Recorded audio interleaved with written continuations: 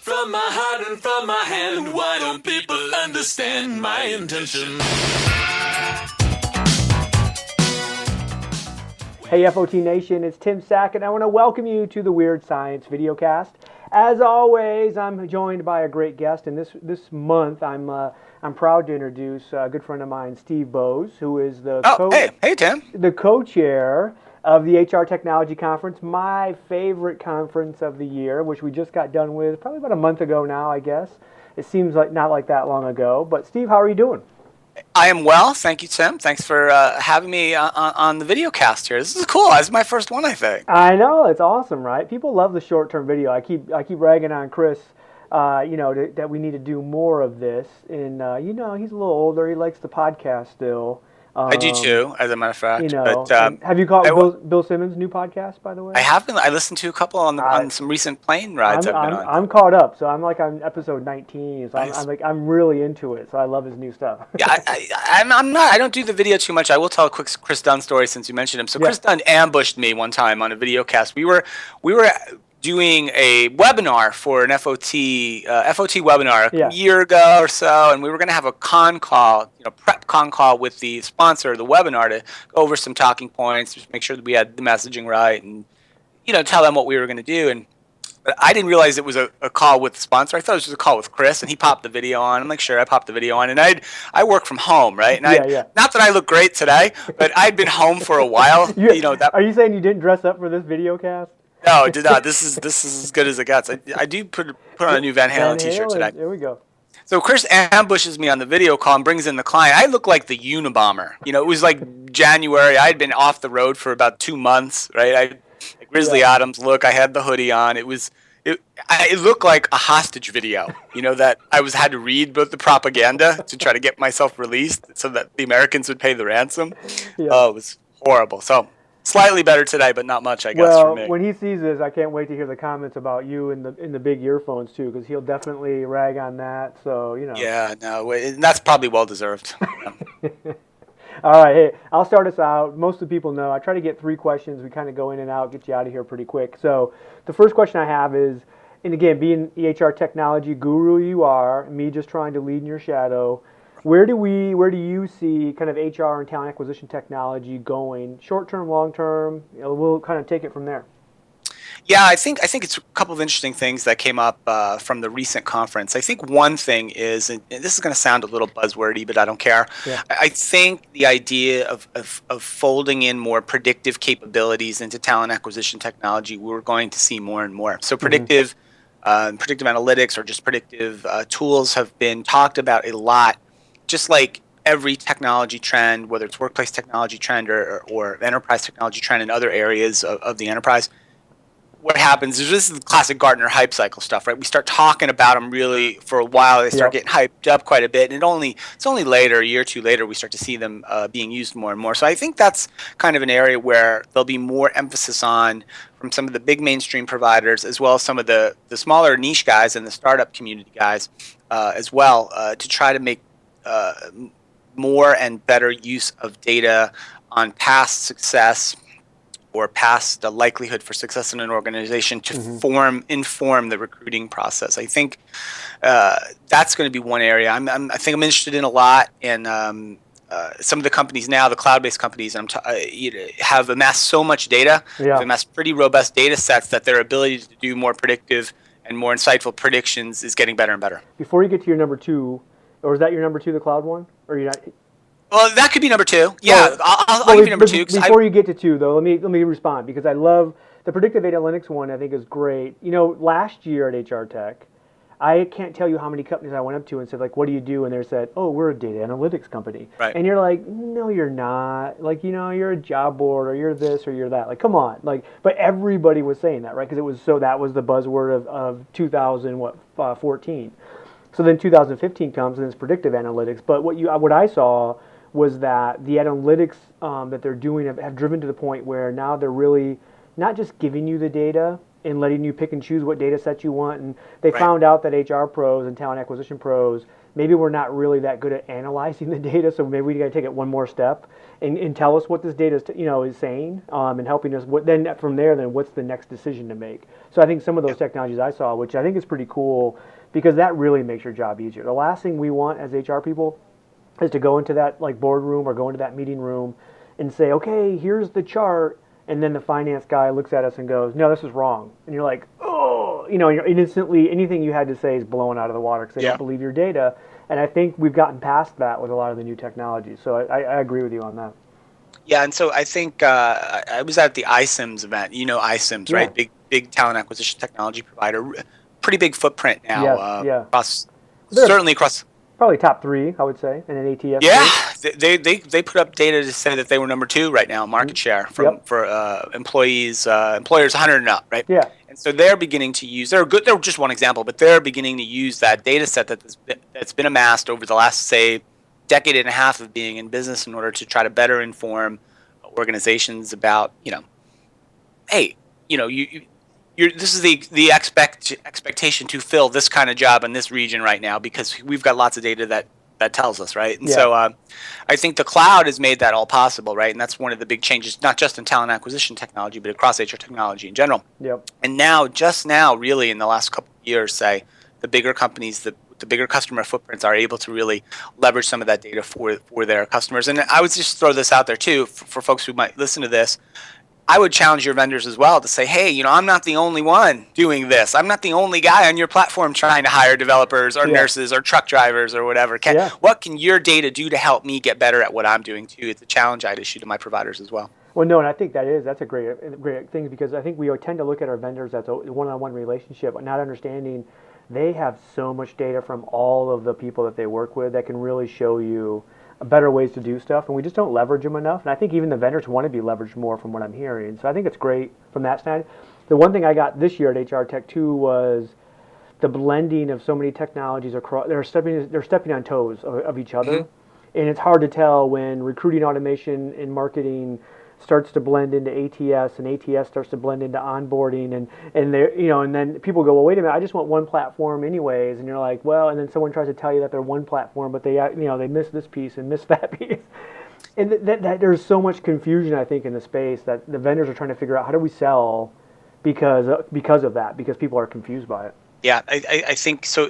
I think that another thing that I think is happening, I saw some of it at HR Tech. We featured some of it at HR Tech. I saw some of it at iCIMS, quite frankly, just where I was last week, is this notion of the larger platform players like an ADP, like an iCIMS, like an Oracle, and some others trying to get better at enabling clients to patch together the suite. Even if it's just the talent acquisition suite. So, even a big company like ADP, for example, they're not going to build everything. They're not going to build every tool. And nor do they want to, right? Yeah. Right. And for a long time, it never was that easy to get big system A to talk to big system B because there were some technical problems as always, but they're also big system A and big system B weren't very motivated to work with each other. Yep. And then they let sort of their rivalry, right, get in the way of my success as the customer. And I can't tell you, the example I used on the podcast I just did was, I had like SAP for my HR system and I had success factors. This is before they got merged up. I had success factors for my performance system and I couldn't get them to talk to each other, right? And I could have said, that example could be Taleo for my ATS, right? It doesn't matter. Same example. Yep. And now we're seeing more of a push towards this concept of let's open up, let's expose APIs to a marketplace. Let's validate and vet vendors. HireVue is a great example. So the ADP, you're running ADP for your payroll system and you've engaged with HireVue, say, to do video interviewing. ADP makes it really, really easy to get the people and the data information about those people into your HireVue system. It's really easy now. And I'm not saying it's completely easy, but it's much easier than it ever used to be before. So that would be the one thing I would say that's probably going to be coming up to just that nuts and bolts ability to easily patch together a framework of systems to develop a platform for your individual needs. I think that's going to be a hot trend in the next couple of years. Yeah, I think the open API concept, which again I think a lot of HR pros don't even really understand or get confused with. I think what it does is it takes away this. It used to be where HR tech vendors held you hostage because it was like, well, you're using Oracle right now. It's so painful to change. You'll never want to change because it's going to take you a year to implement, and it's going to take this and that. And I think now this open concept has really kind of thrown all that to the wayside, and you can literally jump from system to system. Not to say there won't be some pain and implementation time and stuff like that, but it's so much quicker and so much faster and so less painful now than what it ever has been. So it makes it easier to change. So if a vendor's not keeping you happy and meeting your needs, you no longer just say, well, we got to continue to live with it because we bought it 5 years ago, and now we got to live with it the rest of our lives. And that's a different concept. Yeah, and when switching costs, whether hard dollar costs and or just organizational pain in cost, when those diminish, the customer's options increase, which also puts the vendors themselves, the incumbent vendors, more on their toes, right? Because then it becomes about, hey, we've got to achieve satisfaction, we've got to help you achieve success with whatever technology we've sold you, and not so much, hey, let's lock you in, let's continue to sell you more pieces, because that's the danger too, right? Like even with the vendors now, they'll sell you one product, and if they say they offer multiple things, right? Say it's a recruiting vendor, and they have the recruiting marketing automation, and they have the ATS, and they have the onboarding. Maybe you're just in the ATS space now, but they kind of know too, if they can get you in on the other two sides of their coin, that's a tendency to get you locked in a little bit more firmly. Yeah, look, there's a lot of benefits for having consolidated, talent acquisition on one platform. Don't get me wrong, but yeah, I think more options to the buyers essentially is going to continue in 2016 and probably 2017 and beyond as well. All right, cool. Well, a quick question, and then I'm going to get you out with another even faster one. So give me something, it doesn't have to be necessarily cool, but something that people are not paying attention to in HR tech that they should be, that, you think that people might be missing the boat on, so that, now, a year from now, 2 years from now, we'll all be talking about it. That's a really good one. I almost don't want to give this answer because people who follow this space are going to say, "Oh, that's old hat," But I'm going to say this. But it's not for a normal HR person, right? I'm going to say this. There are still incredible greenfield in HR tech, right? And so, again, I've mentioned iCIMS a couple times, and it's really only because I just came from their event last week, and they have a pretty big platform. So they shared with us some data that said 2/3 of their new sales of their ATS product for companies 100 employees and above, 2/3 are, what they're replacing, what tools they're replacing? Microsoft. Your favorite tool. Microsoft, right? Nothing, essentially, right? Yeah. Microsoft Excel, Access, email, right? Yeah. And so this idea that that we're saturated with technology, everybody's got all the technology they would ever want to use, is completely erroneous in the HR space. If you're a Fortune 100 company, you do own every piece of HR technology you probably need. But you're in the vast majority of organizations, the vast majority of talent acquisition professionals, right, probably in this country, are using suboptimal technology, right, for their recruitment processes. That's just absolutely true. So my thing would be this, it's for those folks to really push back and push hard, because the ability for them to have access to really powerful technology is unprecedented, right? And the cloud has mostly delivered that, and also competition has delivered that as well. So you can be, you could be using a company like an iCIMS, and there are others as well, but they're selling the same technology essentially to you, 100-person shop, as they are to, a Fortune 1000 size company. It's the same stuff, and you have access to it today. And I think the competition has really brought the price down too. So when you are running a 100-person shop or a 500-person or a 10,000, it's amazing to me the level of technology you can get for an SMB player that they can get as an enterprise player. Is almost exactly the same thing, and the SMB players can move so much quicker usually, right? On some of those decisions, and with technologies like CRM and stuff, we keep thinking oh, that's a big company technology, I don't need to worry about that. Right. God, there's so many small players using that to their advantage, and the technology's so inexpensive, I think, for what you get out of it. So pretty cool. So last question, I'm gonna get you out of here. We're big NBA guys. The 8-man rotation. We all talk about it. So right now we're about 7-8 games into the season. So who's your early? Who do you think's going to go? Who's your champ? Who's your championship game?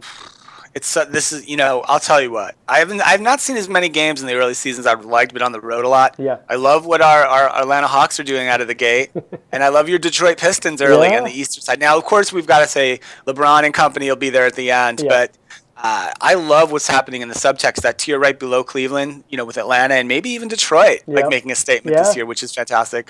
So, the gut says you got to go LeBron, though. It's hard to bet against the guy. If that team's healthy, they're right there in the finals. I think the West is pretty open, but Golden State has looked great. Curry's looked out of this world. And, they've got for a team that just won a championship, they got a little chip on their shoulder. Seems like they have a chip, doesn't it?